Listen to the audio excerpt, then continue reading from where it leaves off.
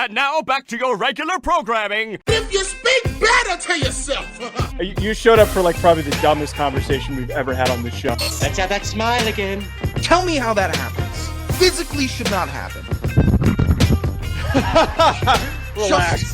If you say Give me as well. 3 times a day, God will line it up. He's just an absolute hack, and he gets his ass kicked by the teammates every week.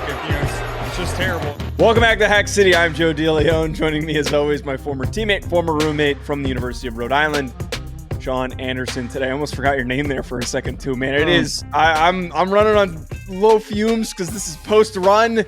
But today, we're going to be talking about what happened with Alabama. Kalen Deboer, the head coach at Washington, taking over for the legendary Nick Saban. And then it sounds like, as we're recording this, we're going off of the assumption that Jedd Fisch from Arizona is likely to be the next Washington head coach. By the time this is posted, it might actually be eventually finalized, but that seems to be the massive wave and how things are changing in the college football coaching carousel. We're going to be reacting to all of that and more. Before we get to that, though, Sean, can you just share with our listeners a quick word from BetOnline? Yeah, Ruffino and Joe is happy to be sponsored by BetOnline. Fuck you. NFL playoffs are taking place. I had a nice, I'm keeping it simple for the playoffs. I had a nice Kansas City money line, and I knew Tyreek had to score. So we was able to get those, turn $6 into $30. Happy about that. It's the NFL playoffs. The first round's not going to be great.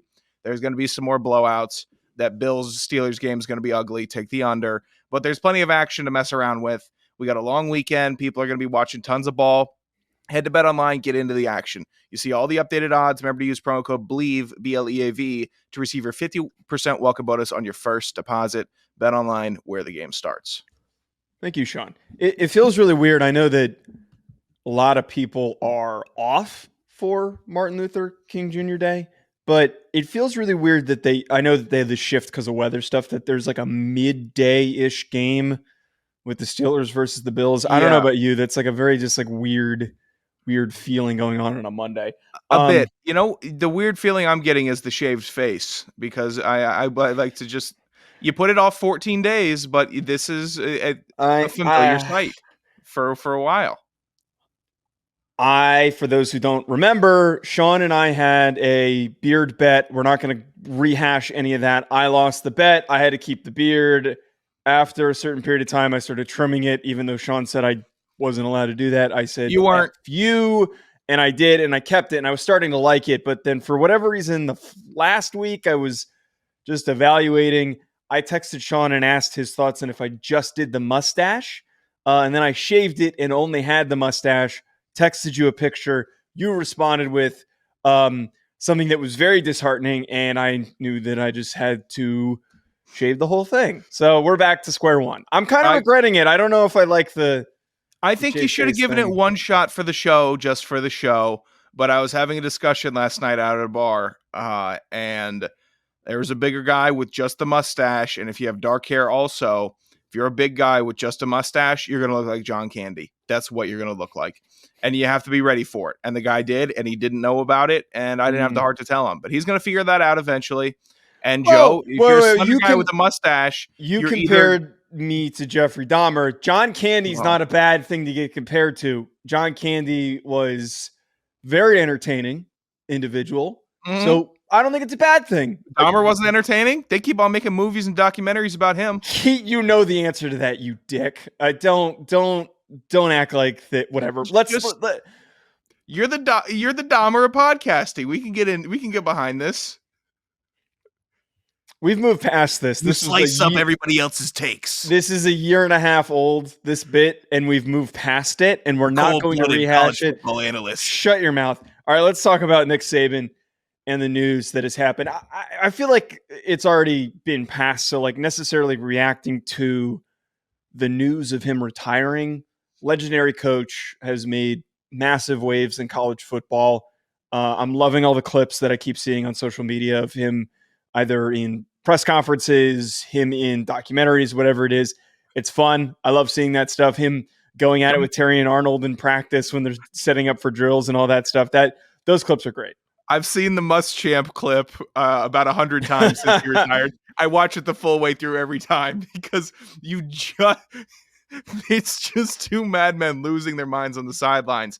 And when guys of this much stature are they retire, or if they unfortunately pass away, you do get, if you follow the right people, you get some stories that you haven't heard before. I'm sorry, you can't put Saban in the same sentence as passing away. I'm just saying that he is revered well enough. He's not dead. For all the fun, I'll tell the people in Alabama that he's not dead. Stop killing Nick Saban. Like you killed Nick Saban. We're going to remember that. Nick Saban killed the 2018 URI football team before we were just getting going. Yeah. But I like hearing the stories. I'm a big sucker for that. So if writers have stories about him or teammates or players or whatever, that's always something that I appreciate coming to light. But yeah, neither of us are Alabama fans. We appreciate college. I think I appreciate what Nick Saban did for the sport. Yeah. I don't know. He's so weird. I don't know if I was truly a fan of his or not. I don't know. He was one of those guys that, like, it was like Tom Brady, where every single time your team was facing him or you saw them having success, you're like, okay, this is a little annoying. I'm starting to get sick of it. But now that he's retired, we can appreciate everything that he's done and the way that he's impacted the game and the changes that he's made, the success that he's had. Again, we're talking about like all of the little tidbits and clips and everything about him and how entertaining of a coach he was. And same thing with Tom Brady. Like we can appreciate it now that he's gone, but when they were a part of the game, yeah, absolutely. We were constantly annoyed with their level of success. It's the rock in the shoe. That's what Brady and Saban always were, because you couldn't stop thinking about them. You couldn't. Now you finally got the rock out. You can enjoy your walk, but what else are you going to think about? He was just a pillar in college football that you can't keep every year. What? Okay, go ahead. Do you reminisce about rocks when you take them out of your shoe? Not really. I mean, not the rocks in my shoes. I'm really glad, appreciated that rock in my shoe is gone. I'm glad it's gone, and now I can just look at it a part of nature and enjoy it in that facet. You lose me sometimes. Sometimes you have some really good analogies. You chose to be lost on that one. You chose to be lost on that one. I don't think anyone was in on that one. I think a lot of other coaches are happy that the rock in the shoe was gone. Yes. Now, one coach who is definitely very happy that he's gone is Kalen Deboer, who just got the coaching opportunity of a lifetime. You could kind of see that they were working their way down a list. Part of what I heard was, they picked up the phone, made the crazy phone calls, particularly called Kirby. Kirby directs him to Dan Lanning, which is why there was a rumor there. He was not in Tuscaloosa like everybody thought, like that random dipshit local anchor who made that claim, which is insane. How I never get that. If you don't have any notoriety or following, why would you take a shot like that? Because you already dismantled Maybe I'll any start taking some shots. Why not? Right. Like, just say whatever the hell you want. Just say whatever you want. Like, there's no accountability. But my point is he's got no credit. That guy has no credibility now, and we're never going to remember that guy or care to remember who that guy was. Sure. It moves down from Lanning to the possibility of Sarkisian being on the board. He gets an extension. Mike Norvell then jumps up. Florida State has the money to give him an extension. The only guy who was at a school that didn't have enough to come in within striking distance of the money that he was being offered was Washington and Kalen Deboer. I think that the rumor was the contract they offered him was going to put him in the top 5 to 10 of college football coaches. Now, that's not within striking distance to say no to the Alabama job. So now here we are. Kalen Deboer takes over. Had a tremendous run, this massive, ridiculously quick ascension from being a Sioux Falls coach in South Dakota, an NAIA program, to the offensive coordinator at SIU, the offensive coordinator at Indiana, moves his way up even further to be the Fresno State head coach. Eventually, here he is at Washington, getting them to the college football playoff. This is a guy who is a great in-game coach who does have a lot of question marks. And it opens the question of not so much if he can succeed, I think he will, but is Alabama going to be that same unstoppable force that it's been. I don't think that we can really commit to that, and it may take them a while to get back to that conversation. I think Kalen Deboer is a fantastic coach that knows how to win football games because he had to learn how to win football games at the NAIA that he was coaching at, or the JUCO, D2, D3, wherever, all the way up to leading at Washington, and he had continued success at Washington. So it seemed like his system, who he recruits, who he brings in, works. It worked in the Pac-12, cool. It probably would have worked in the Big Ten. He's going to get eaten alive, picked apart, limb by limb in Alabama. He's a robot. All right, come on. But he's not. He doesn't have the Saban ego. You need an ego to coach at Bama. You do. Saban, robotic, weird with the media sometimes, didn't give you anything, but you knew it's because he thought he was the best. DeBoer might think that, but we don't know that. I don't think his ego is enough to handle the SEC. I think that there's reasons why this couldn't work out. I don't think that Kalen Deboer, this is a very high floor hire. Okay? That's the way that I look at this. This is a very, very high floor hire because the guys that he's recruited at Washington are high floor players.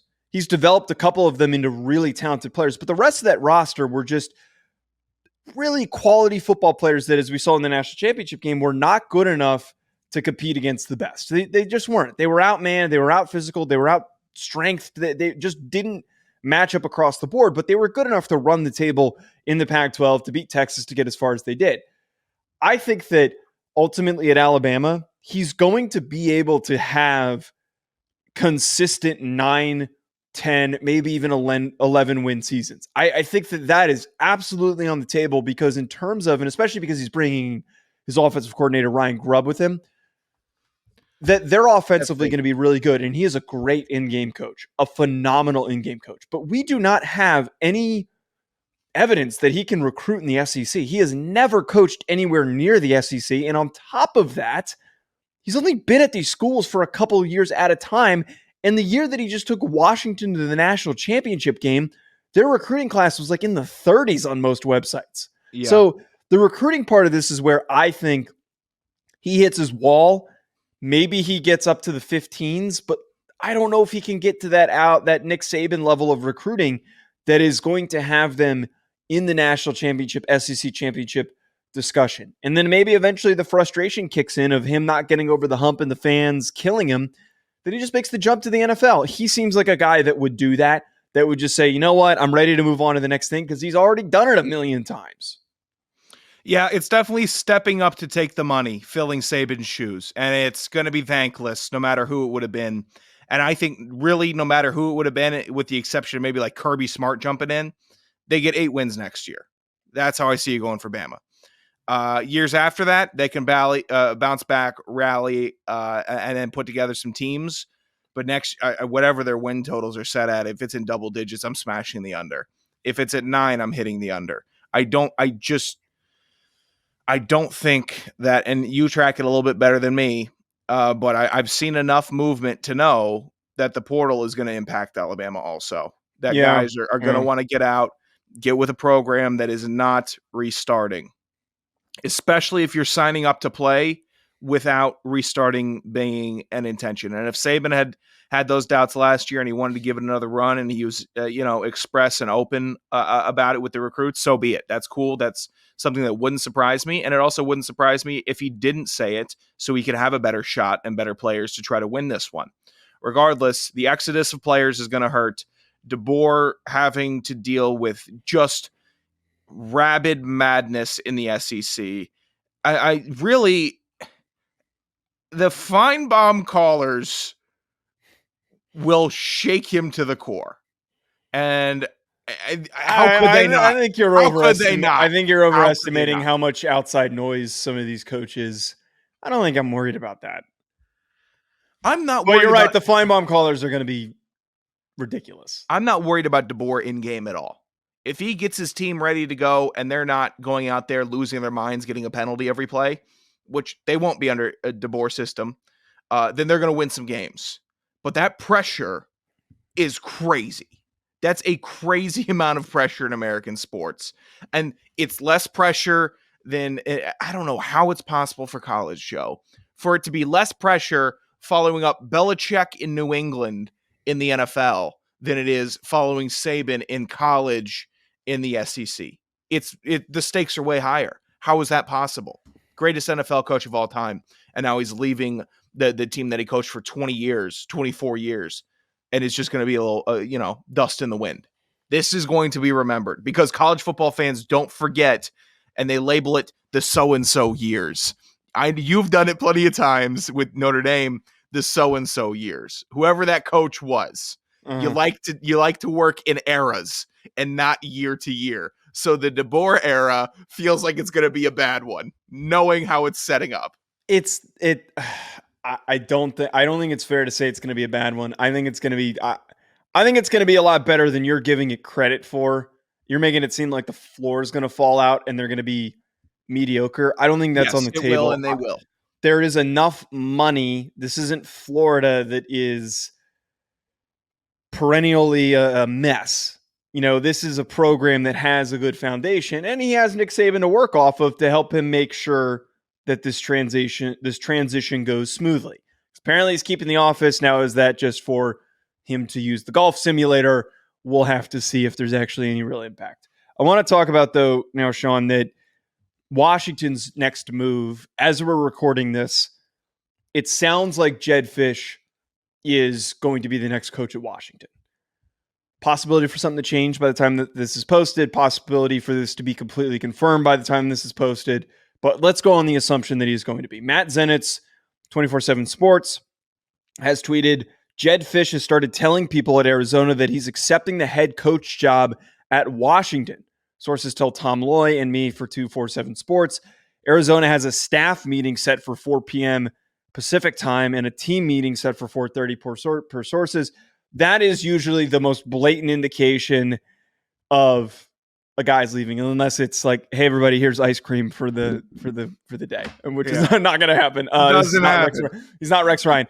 I think that this is an amazing rebound, but there is a huge caveat that comes with it.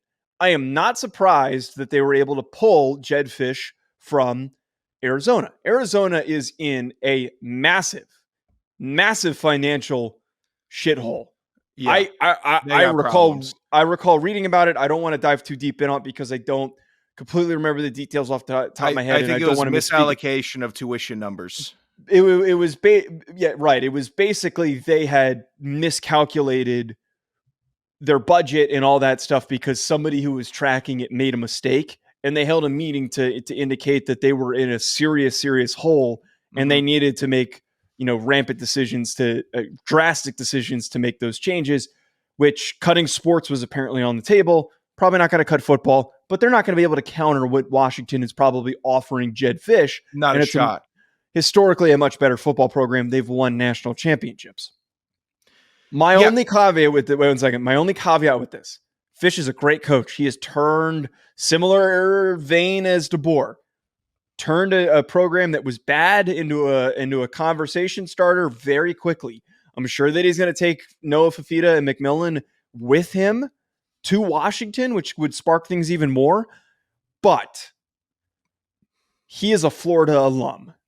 And if Billy Napier gets canned and is on his ass, I would be a little bit worried because a lot of Florida fans are already calling dibs on the guy and saying that he's going to be the next head coach. So I would just be a little bit worried that you bring this guy again and then you get debored by Florida. So that's my only worry here. Man, the Arizonas get no love, man. The Pac-12 breaks up, you find a home, you have a winning year, and then some accounting errors. It's just... Well, wait, F them. Yeah. They were one of the people who caused the demise of the Pac-12. So F them. They were one of the first people to start this. I know, but there's no love there, man. They're splitting conferences, and the Pac-12 can't stop eating each other. They haven't even played in the new conferences yet, and there's already sabotage and hurt feelings in a conference that expired last August. I can't believe they let it go. Why would you let this madness go? You have a contained ball of entertainment on the West Coast.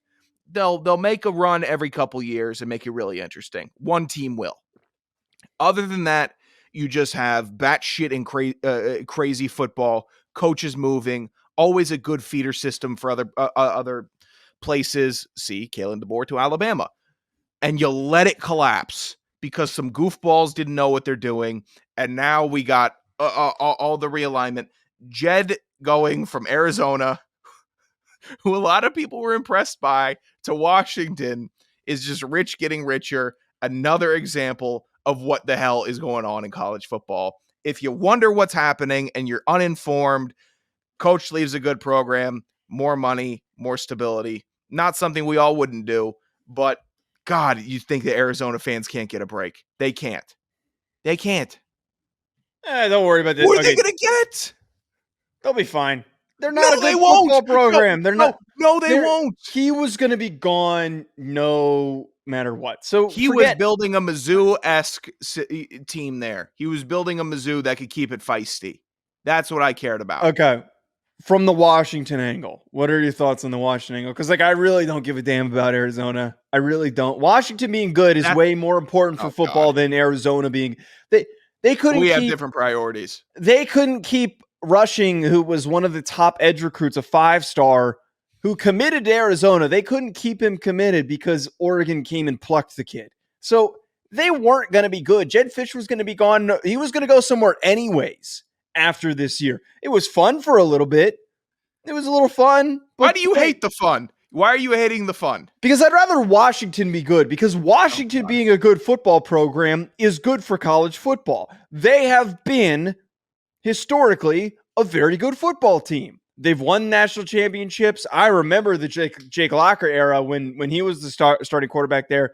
Even though that man hated football, he shit on Notre Dame a couple of times, and I remember that, and it pisses me off still. But they have done some amazing stuff at Washington, and I think that their ceiling for what they can do in the Big Ten is very, very high. I'd rather they be good than Arizona. I could give two shits about Arizona. Oh, God, no. That's complete opposite of me. Washington reached their ceiling this year. That's their ceiling. Go to the national championship, lose it, piss down the side of your leg. I'm finally at this where I'm bitter at them for making me look bad. You're out of your goddamn mind. I'm just, these are my stages. I'm finally bitter, and I'll be bitter against Washington. I like Arizona being good. And I know it's better for college football if Washington's good, but it's most important if Alabama's good. So that's where it's all hinging on Deboer.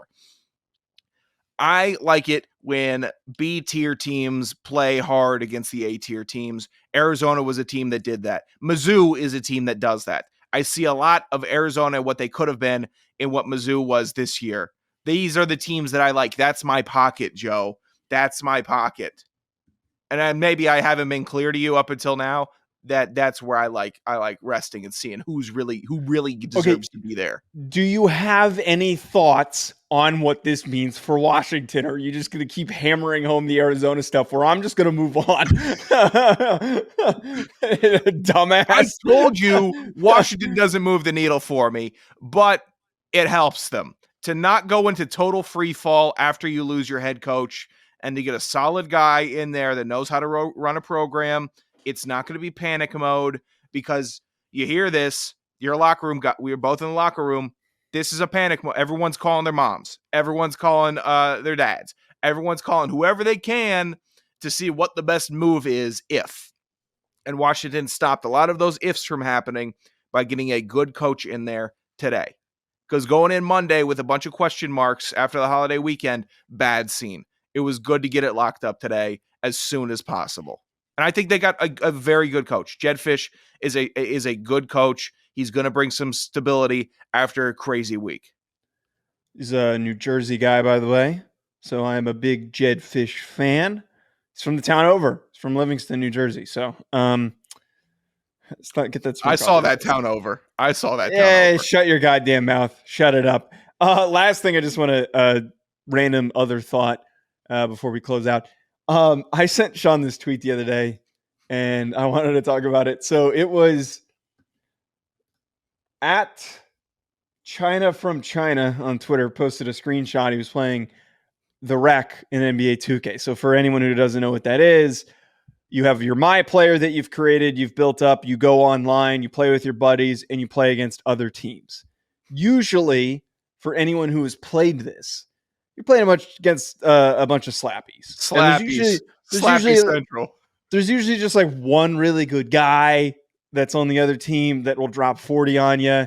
But for the most part, it is the most discombobulated group of individuals because everyone's just trying to get the ball and shoot. It's like if you're playing, it's unlike anything that you'll ever experience. Everyone is just trying to get the ball and shoot it, and they will take some of the worst shots that you'll ever see, some of the worst player. It ruins the experience. This individual, though, shares that a screen grab of the New York Giants. They played against a team on the rec league that was all of the New York Giants players, which kind of stupid on their part that they didn't bother to like, hey, here's our gamer tabs. All their names were Wan'Dale Robinson, Dexter Lawrence, Xavier McKinney. One was Shad 2 Rob, but like I was trying to think who I want to look at the Giants roster. Sensei 5-2 Live. Is that Thibodeau or Thibodeau? Has to be, right? 5. Doesn't he wear 5? Yeah, and his My Player kind of looks like Thibodeau. What do you do? Why are you giving this out to gamers? Who is Shad though? Wait, I want to look at who's like got name Rashad on the Giants. I'm trying to think, but this is just hilarious though. That and they got their asses kicked though. That was the funniest part to run into the Giants and to have to play them in a video game was pretty funny. It's always a weird thing with dudes. At times, if you're not in game chat, you wonder who you're playing, and then I always was under the impression that I was playing famous people or celebrities, but they had crazy gamer tags like everybody else. So they weren't getting party requests or friend requests or their IP addresses are known or their address is known because gamers are crazy people that have that information available to them to figure out. Going on a video on 2K with your real name attached to your own internet is more dangerous than posting your debit card information to Twitter. It's more dangerous. They're going to get to you. I can't believe the Giants players are just doing it, but I also like it that they're just some bros. Oh, yeah, it's a good bit. Hey, my name's Xavier McKinley. I'm playing with my boy Dexter Lawrence, and you're playing the New York Giants, baby. Buckle it the fuck up. I like that they're just locked in, and they got the 2K crew because teams have golfing crews, they got party crew, and all that. I like that the Giants have their gaming crew, and they're not scared of letting people know that you're playing the $1 Million Men. I also don't think a lot of people that didn't play college football and beyond like really know that this is common. There's always like a group of 10 guys that play 2K together and they play on the rec league. Like I used to be one of those people that would play with the group of guys that would play on the rec. With everybody.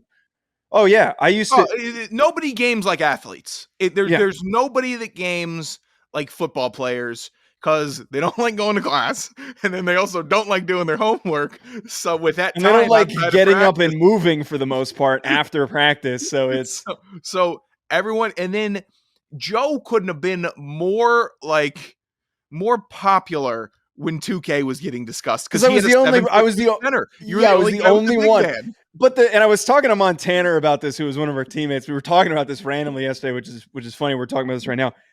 Everyone would text me and try to get me to play with them because I didn't care if I scored, and I just tried to get like 20 rebounds, and I would just pass the ball out. You're the junk man. You're the junk man down low. Unheard of because there were other guys that played big men that would. Like I remember, like Jawan had like a 3-point shooting power forward. I'm like, that's useless. That's absolutely useless. He's got short, stubby arms, and you're trying to take all these 3-pointers. That doesn't do anything for me. No, man, I'm gonna go clean up. I'm gonna go be a team player. I missed that. I missed that experience. That was fun. If you think that any of these dudes on any of these college teams right now, they're in winter conditioning or they're just getting back to it, if you think they're not gaming their faces off right now, then you're out of your mind. Because all there is to do is work out and eat and game your face off with your team. We need to maybe it'd be like a really fun idea to I don't know how to like go about this, but to incentivize all of the college teams, because again, there are going to be 10 to 20 guys on each team that play 2K this religiously, that you could put together some type of an online league God. of just college teams. That would be fun, but I don't know how that would be easy to coordinate. I tell you Probably what, get good viewership on it. I bet they would. I've been doing some. You kind of just end up finding more. Okay, I've been playing a good amount of Call of Duty lately, and it hasn't been multiplayer. It's been private matches though, and we'll play with people, and we'll just basically we've expanded our group of who we would play privates against from like 8 dudes to now we got like 22 dudes that could be ready to go and play privates instead of multiplayer nonsense. So the network possibility is there, but there needs to be everybody needs to know at least like 3 of the people at the top. Like there has to be a good base for the roots to go out to get all the other dudes. This is why satellite camps should have never been canceled. That's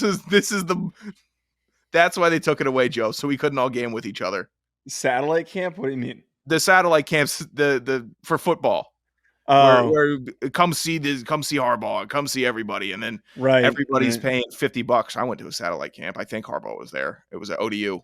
Well, Harbaugh came to Rhodey. He did do one at Rhodey. He did, yeah.